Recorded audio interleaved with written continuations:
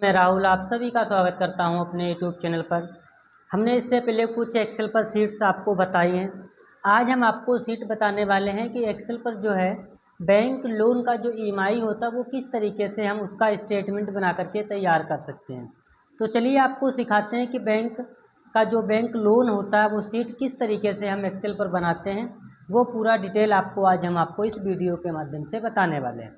तो शुरुआत करते हैं। देखो हम क्या करेंगे, पहले तो आप उसका फॉर्मेट तैयार करेंगे। फॉर्मेट का मतलब ये है कि यहाँ पे जाकर के आप लगभग जैसे के तक 7 या 8 कॉलम तक जो है आराम से सिलेक्ट करने के बाद यहाँ से मर्ज एंड सेंटर एक ऑप्शन मिलता है, उस पर क्लिक करना। इससे ये हो जाएगा जो 4-5 रो और कॉलम को आप सिलेक्ट करोगे वो आपस में मर्ज हो जाते हैं।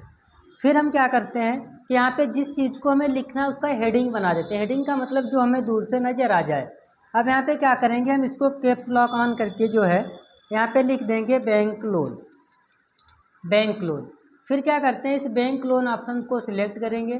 सिलेक्ट करने के बाद यहाँ पे इंक्रीज फॉन्ट पर जाकर के इसका साइज जो इंक्रीज करेंगे और उसके बाद जो है बोल्ड ऑप्शन पर क्लिक करके और उसको हाईलाइट कर देंगे। ठीक है। यहाँ पे जाकर के कलर अगर आप चेंज करना चाहो तो यहाँ पे कलर भी आप लगा सकते हो। अब क्या करेंगे, लाइंस को यहाँ पे सिलेक्ट करेंगे इस तरीके से। सिलेक्ट करने के बाद यहाँ पे जाओगे तो ऑल बॉर्डर लगा देना। इससे जो है कि रो और कॉलम्स की जो लाइन है वो हाईलाइट हो जाती है। ठीक है। अब क्या करेंगे, यहाँ पे आते हैं। सबसे पहले यहाँ पे लिखेंगे सीरियल नंबर। ठीक है। सीरियल नंबर के बाद में लिखेंगे क्लाइंट का नेम। तो यहाँ पे सीधे नेम लिख देते हैं कि वो कौन सा व्यक्ति है। फिर लिखते हैं लोन का टाइप, कि वो लोन जो लिया है वो किस टाइप का लिया है। अब अगर ये कॉलम से बाहर टेक्स्ट जाता है तो यहाँ पे जाएंगे और 2 बार क्लिक करेंगे तो जितना इसको एरिया चाहिए वो ऑटोमेटिक सेट कर लेता है। उसके बाद चाहिए हमें लोन अमाउंट। Loan amount. अब फिर से ये बाहर जा रहा होगा तो यहाँ पे फिर से जाएंगे और यहाँ पे 2 बार क्लिक कर देंगे। यहाँ पे जाएंगे और 2 बार क्लिक करेंगे तो वो ऑटोमेटिक सही कर लेगा। ठीक है। फिर आगे आते हैं। लोन अमाउंट के बाद में आता है इंटरेस्ट। इंटरेस्ट का मतलब है कि rate of interest. Rate of interest मतलब ब्याज की जो दर होगी वो कितने % होगी। ठीक है, रेट ऑफ इंटरेस्ट। फिर आता है ईयर। ईयर का मतलब ड्यूरेशन भी लिख सकते हो, ईयर भी लिख सकते हो कि कितने साल के लिए हमको लोन कराना है। फिर आता है ईएमआई, कितनी ईएमआई आती है, कितने रुपए की वो करना है। उसके बाद में हमारा आएगा टोटल अमाउंट। Total amount. फिर यहाँ पे 2 बार क्लिक कर देना है। टोटल अमाउंट के बाद में यहाँ पे एक लास्ट कॉलम बचेगा इंटरेस्ट का, कि हम ब्याज कितना दे रहे हैं। तो इस तरीके से फॉर्मेट को तैयार करेंगे। इसको सिलेक्ट कर लेंगे इस एरिया को। इस एरिया के अंदर अगर कोई भी टेक्स्ट हम लिखते हैं तो वो बोल्ड होना चाहिए। ठीक है। यहाँ पे थोड़ा सा छिप रहा है, इसको 2 बार क्लिक करते हैं। यहाँ पे छिप रहा तो यहाँ पे 2 बार क्लिक कर लेते हैं और इसको भी थोड़ा सा एडजस्ट कर लेते हैं यहाँ पे। ठीक है। इसको भी थोड़ा सा सही करते हैं। अब इस तरीके से फॉर्मेट बनाना। अब चाहो तो इसका भी कलर तुम जो है अलग से कर सकते हो, जिससे तुमको पता चल जाए, दूर से नज़र आ जाए। ठीक है। अब यहाँ पे सीरियल नंबर पर आए। सीरियल नंबर 1 2 3 4 5 6 जितने लोगों का आपको बनाना, 7 8 9 10, मान लेते हैं कि 10 लोगों का बनाना है। नाम यहाँ पे कोई भी लिख देते हैं, रोहित, मोहित, सोहित, सोहन, मोहन और उसके बाद रोहन, रवि, रामू, ठीक है, रमेश और रानू। इस तरीके से कुछ हमने नाम लिखे। लोन का टाइप यहाँ पे लिखते हैं। यहाँ पे मान लिया लिख दिया कार लोन। ठीक है। उसके बाद लिख देते हैं होम लोन। उसके बाद लिख देते हैं खेत का जो होता है, मान लिया ज़मीन का लिख देते हैं। फिर इसी को क्या करते हैं, होम की स्पेलिंग गलत हो गई तो यहाँ पे होम लोन लिखते हैं। ठीक है। स्पेलिंग गलत हो जाए उसको चेक कर लेंगे। ठीक। और इसको सिलेक्ट करेंगे तो यही चीज़ें दोबारा से रिपीट हो जाती हैं। ठीक है। लोन का अमाउंट यहाँ पे मान लेते हैं इन्होंने कार लोन जो लिया है वो 2 लाख रुपया लिया है। उसके बाद 2 लाख लिया, 20,000 हो गए ना, 2 लाख करना है यहाँ पे। 2 लाख के बाद में होम लोन इन्होंने मान लिया है 4 लाख रुपया। उसके बाद ज़मीन पर लोन ले लिया इन्होंने 5 लाख रुपया। ठीक है। अलग अलग कर सकते हैं। 5 लाख करना है यहाँ पे। क्या करना है, 5 लाख करना है। 5 लाख के बाद यहाँ पे इन्होंने 2 लाख लिया।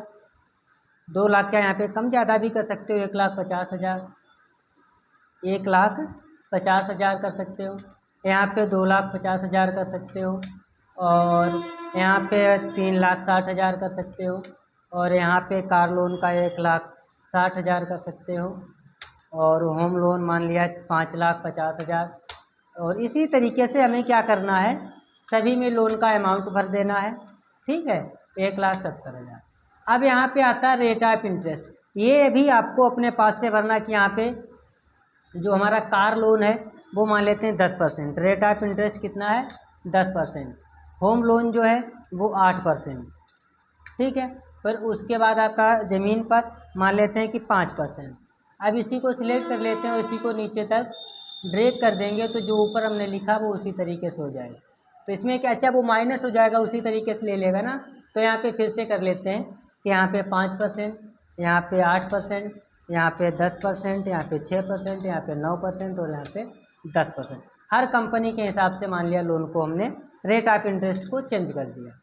अब हमको ईयर यहाँ पे भरना है। इन्होंने 2 साल के लिए, 3 साल के लिए, 2 साल के लिए, 2 साल, 2 साल, 3 साल, इस तरीके से हमको भर देना है, 3 साल 3 साल। ठीक है, अब ईएमआई का जो हमें क्या करना है, एक फार्मूला लगाना है कि जो हमारी ईएमआई आएगी वो कितने रुपए की आएगी। अगर हम 2 लाख रुपए का लोन लेते हैं और 2 साल के लिए लेते हैं और रेट ऑफ इंटरेस्ट जो है वो अगर उसके ऊपर 10% लिया जाता है तो ईएमआई हमारी आएगी, जो किस्त आएगी वो कितने रुपए की आ सकती है। तो क्या करेंगे, इक्वल, फिर हम लिखेंगे पीएमटी। पीएमटी का मतलब होता है पेमेंट। फिर लगाते हैं हम ब्रैकेट। ब्रैकेट के बाद ये पूछ रहा है कि हमको रेट ऑफ इंटरेस्ट, तो रेट ऑफ इंटरेस्ट को क्लिक करना है और फिर हमें क्या करना है कि हमें वार्षिक देना है। तो 1 साल में कितने महीने होते हैं उसको हमें डिवाइड कर देना है 12 से। फिर कामा लगाना है। फिर एनपीआर पूछ रहा है, मतलब कितने साल के लिए लिया है। तो 2 साल के लिए लिया है तो 2 साल को सिलेक्ट करेंगे और फिर उसके बाद 2 साल में कितने महीने हुए, तो 12 महीने, उसको सिलेक्ट करेंगे और कामा लगाएंगे। प्रिंसिपल हमारा कितना है उसको हम सिलेक्ट करेंगे, 2 लाख रुपया है, और उसके बाद हम ब्रैकेट को क्लोज करेंगे और इंटर कर देंगे। अब जैसे आप क्लोज करोगे तो इस तरीके से डॉलर लग के आया है। अब हमको यहाँ पे इंडियन रुपीज़ चाहिए, तो यहाँ पे करेंसी पर आते हैं। करेंसी पे जाओगे, यहाँ पे देखो हो सकता है मिल जाए, रुपए का सिंबल मिल जाएगा, इंडियन रुपीज़ का सिंबल। अब ये यहाँ पे माइनस आ रहा है, इस माइनस को हटाने के लिए आप क्या करोगे, इस फार्मूले को फिर से लगाओगे। फार्मूला लगाओगे, इक्वल के बाद माइनस लगा देना है। जैसे जब माइनस लगा के एंटर करोगे तो 9,228 रुपया 99 पैसा। अगर आप चाहो तो ये डेसिमल की वैल्यू को आप यहाँ से हटा भी सकते हो इसे। ठीक, डेसिमल वैल्यू को यहाँ से हटा भी सकते हो इसे, यहाँ पे जा कर के डेसिमल वैल्यू को हटा सकते हो। अब यहाँ पे हम सिलेक्ट करते हैं सभी को। सिलेक्ट करने के बाद यहाँ पे जाएंगे, टेक्स्ट का अलाइनमेंट सेंटर लगा देते हैं। ठीक है, सेंटर। ठीक है, तो 9,229 रुपये की हमारी पर मंथ की किस्त आ गई। अब हमको टोटल अमाउंट बताना है। टोटल अमाउंट के लिए भी क्या करेंगे, इक्वल। थोड़ा सा जूम कर लेते हैं जिससे आपको फार्मूला नज़र आ जाए। ठीक, नज़र आ रहा होगा फार्मूला ना। अब अगर हम लगाएंगे यहाँ पर भी आप देख लीजिए। ठीक है, अब यहाँ पे क्या करते हैं, फार्मूला लगाते हैं इक्वल। टोटल अमाउंट के लिए क्या करेंगे, टोटल हमारी किस्त कितने की आई, 9,229 रुपये की, मल्टीप्लाई कराएंगे 2 साल से। भाई 2 साल, और 2 साल में कितने महीने हुए, 1 साल में 12 होते तो 12 तो नहीं 24 महीने हो गए, और आपको इंटर कर देना है। तो आ जाएगा 2,21,495 रुपया। और यहाँ पे डेसिमल वैल्यू को चाहो तो आप यहाँ से हटा सकते हो। ठीक है, डेसिमल वैल्यू को हमने यहाँ से हटा दिया है। उसके बाद यहाँ पे आएगा 2 लाख। अब देखो यहाँ पे क्या किया है हमने, 2 लाख रुपया लोन पर लिया था, हमारा टोटल बना 2,21,000। अब इसमें अगर हमें ब्याज पता करना है, क्या करेंगे, इक्वल।